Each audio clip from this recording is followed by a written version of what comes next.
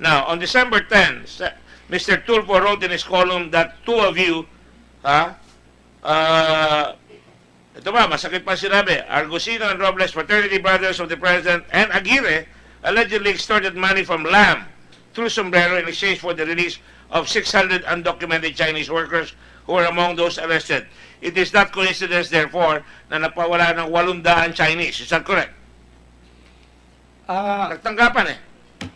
Your Honor, hindi po namin, yung pong pagbe-bail po ng mga Chinese has nothing to do kung ano po yung napag-usapan namin.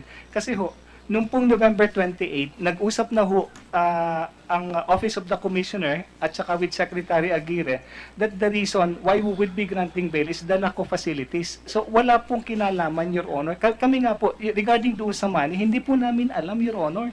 Ano hindi niyo alam? Hindi namin alam kung para saan yung pera.